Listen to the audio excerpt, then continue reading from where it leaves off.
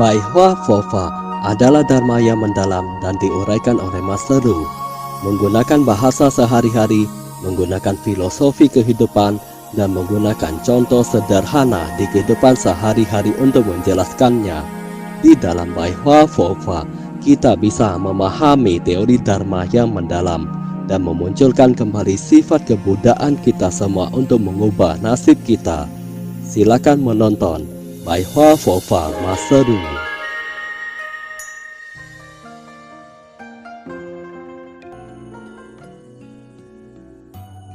白话佛法光播讲座episode 25 memeriksa pikiran hingga tiada. Jika pikiran telah kosong, maka kondisi lingkungan akan hening. Karena kalian rutin membaca Xinqing setiap hari, maka saya akan menjelaskan kepada kalian ada sebuah rahasia di Parita Xinqing, yaitu membicarakan sebuah pikiran. Ada 4 kekuatan di dalam Xinqing.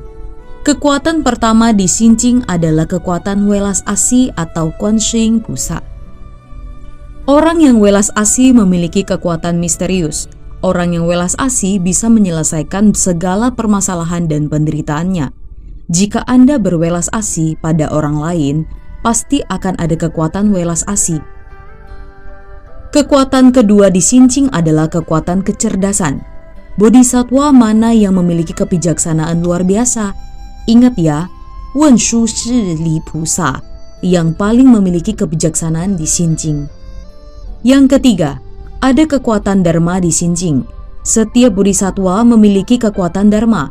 Bodhisatwa manakah yang memiliki kekuatan dharma luar biasa? Itu adalah Ta Xing Pu Xian Pusa. Kekuatan aksi adalah kekuatan dharma. Ada satu lagi yaitu kekuatan sumpah agung. Bodhisatwa mana yang memiliki kekuatan sumpah agung? Itu adalah Ti Zhang Wang Pusa. Kata hati di Xinqing sangatlah luar biasa. Satu kata hati mengandung 4 kekuatan luar biasa di dalamnya. Orang yang sering membaca Xinqing akan memiliki kekuatan yang kuat. Xinqing adalah Guanxing Pusa, menginginkan kita untuk bisa menemukan sifat sejati kita.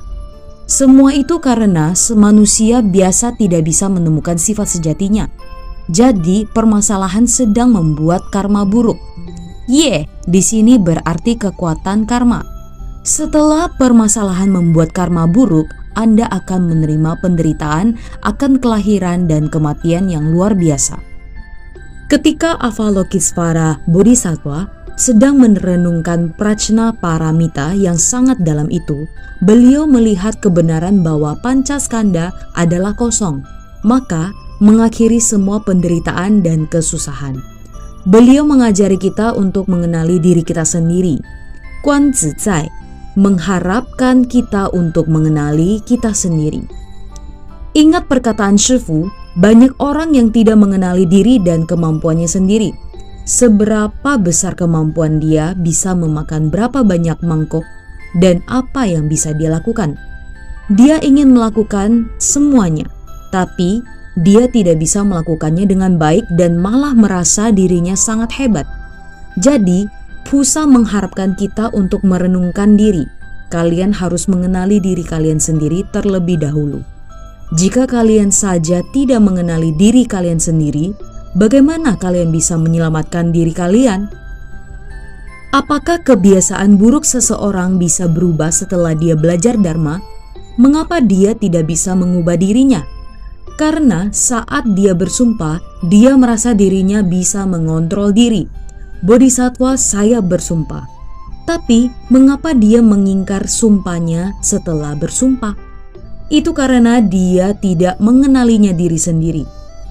Kebiasaan buruknya telah mendarah daging membuatnya kesulitan untuk mengubah diri.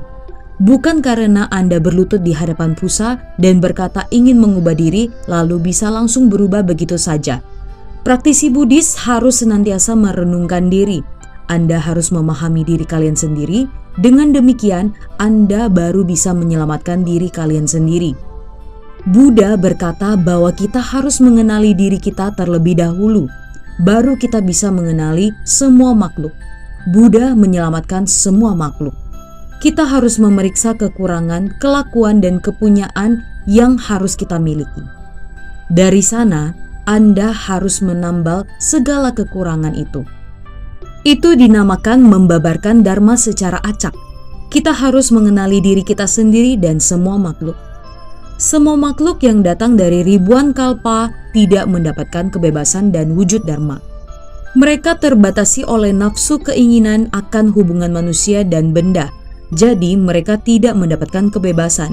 Apakah kalian memiliki nafsu keinginan?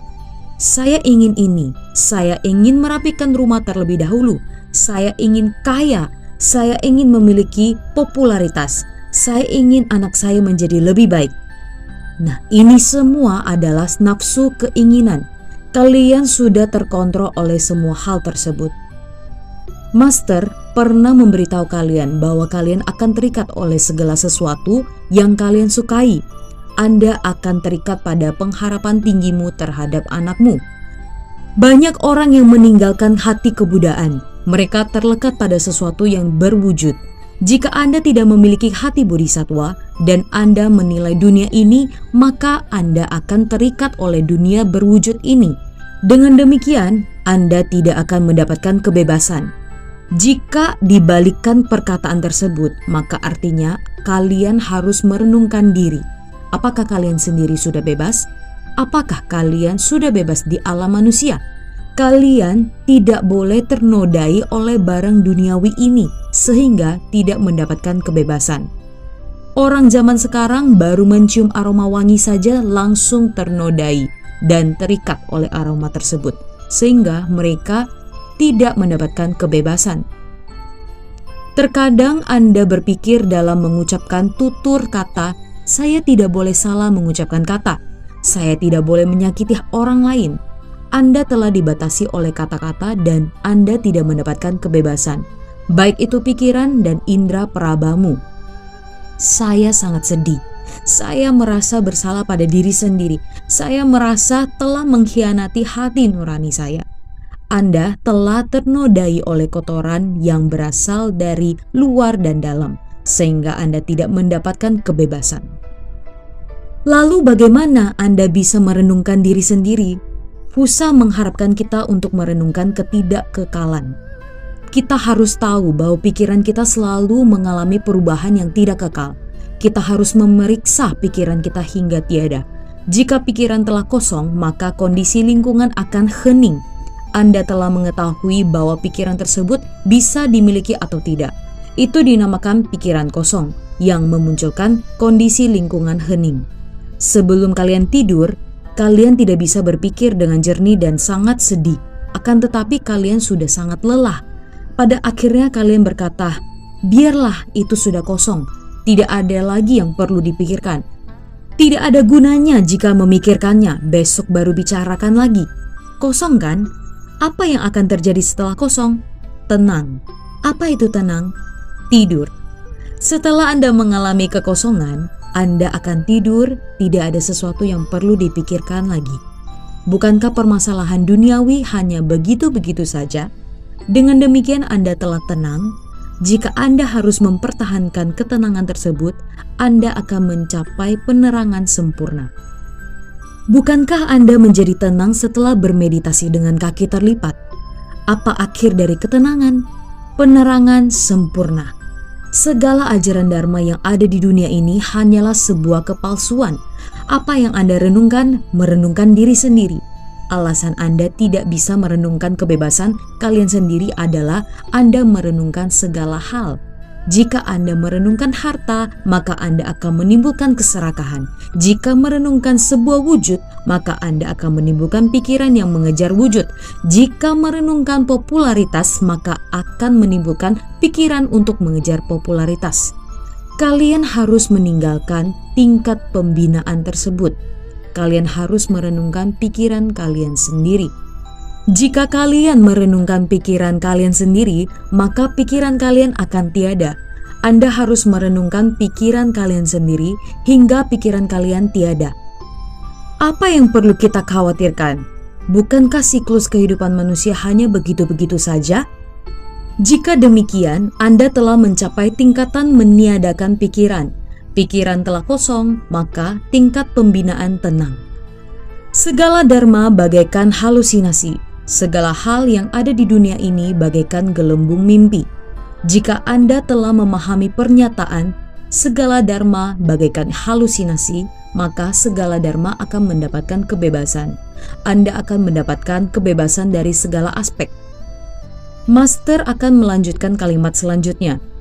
Melihat kebenaran pancaskanda adalah sebuah kekosongan. Apa itu pancaskanda? Itu adalah wujud, perasaan, pemahaman, tindakan, kesadaran. Apa itu wujud?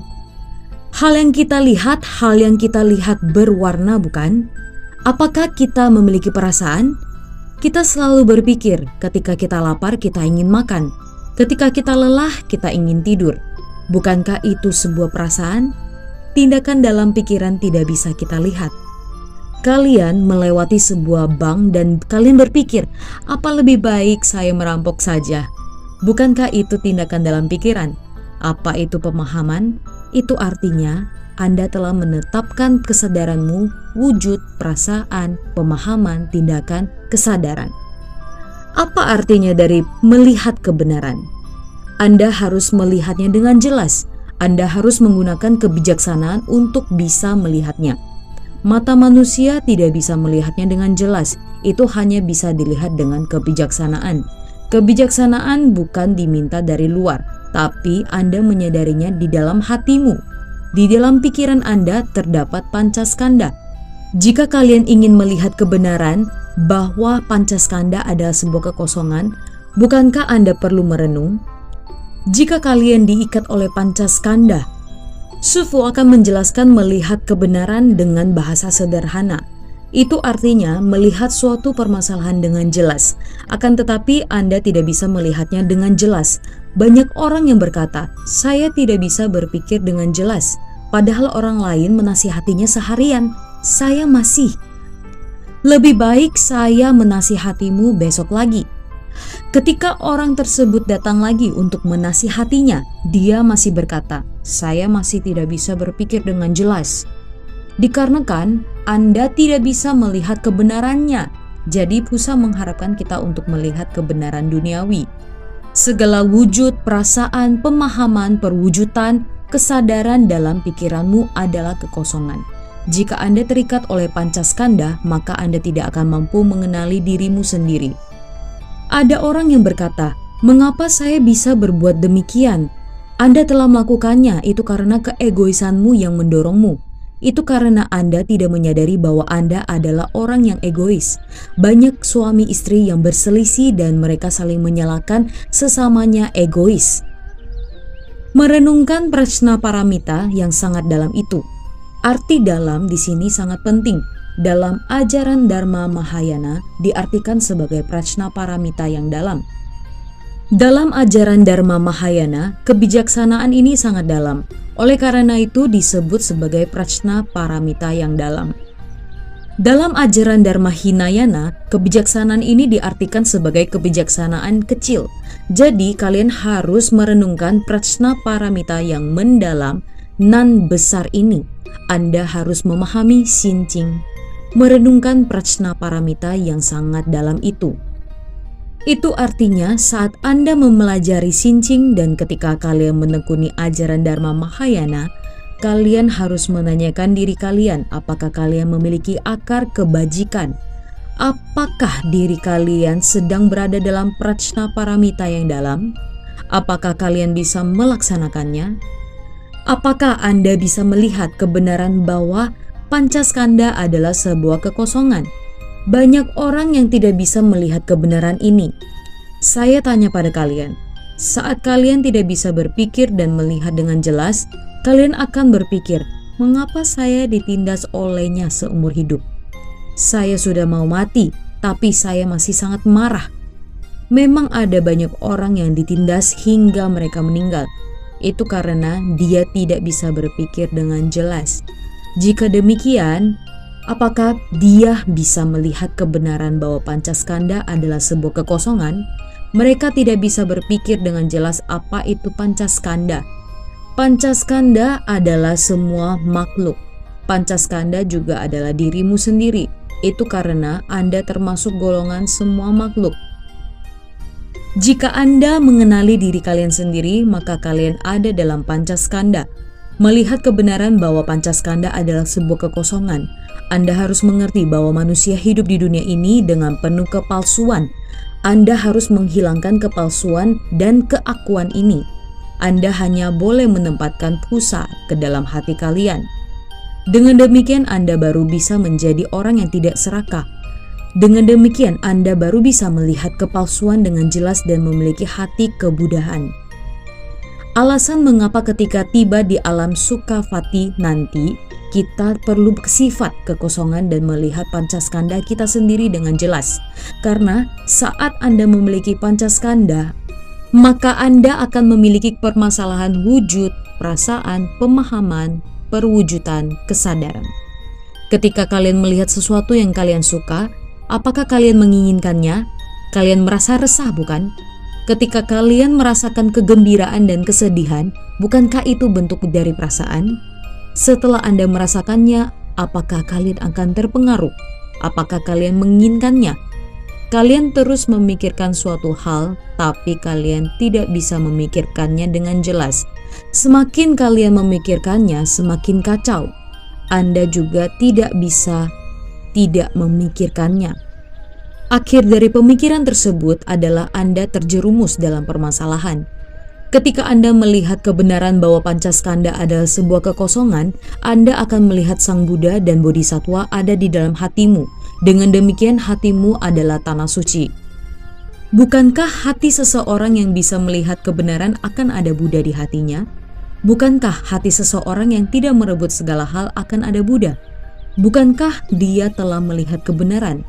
Bukankah hati seseorang yang bisa melihat kebenaran akan ada tanah suci? Terima kasih telah menyaksikan pencerahan Pai Hua Fofa Master Lu Chun Hong bergembira dalam Dharma bersama dan menyelamatkan makhluk yang berjodoh.